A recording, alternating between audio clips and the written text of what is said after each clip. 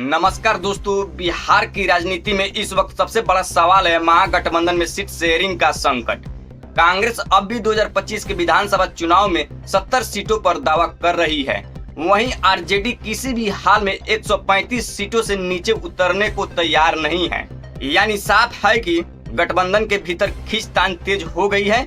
अब जरा पीछे चलते हैं, 2020 के चुनाव में क्या हुआ था। आरजेडी ने 144 सीटों पर चुनाव लड़ा, लेकिन जीत पाई सिर्फ 77। कांग्रेस ने 70 सीटों पर दावा लगाया और जीती सिर्फ 19। लेफ्ट को 29 सीटें मिली, जिसमें से 15 पर जीत मिली। अब 2025 में लेफ्ट ने दावा बढ़ा दिया है। इस बार वे 40 सीटों की मांग कर रहे हैं। वहीं वीआईपी पार्टी और अन्य छोटे दल भी तालमेल बिगाड़ रहे हैं। मतलब महागठबंधन के भीतर सीटों की टकराव और गहरी हो गई है। उधर दिल्ली में एनडीए की बड़ी बैठक हो रही है।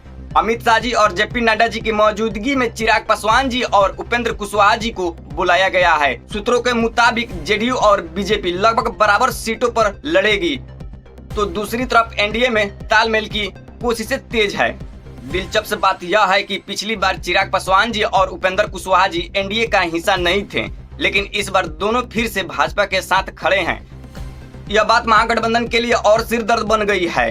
अब बड़ा सवाल यही है, क्या कांग्रेस और आरजेडी सीट शेयरिंग पर समझौता कर पाएंगे या फिर 2025 में महागठबंधन की एकजुटता चुनाव से पहले ही टूट जाएगी। दोस्तों, बिहार की राजनीति में अब हर दिन नए समीकरण बन रहे हैं। आपकी राय क्या है? क्या महागठबंधन 2025 में मजबूती से उतरेगा या एनडीए फिर से बाजी मार लेगा? कमेंट बॉक्स में अपनी राय जरूर लिखें। जय हिंद।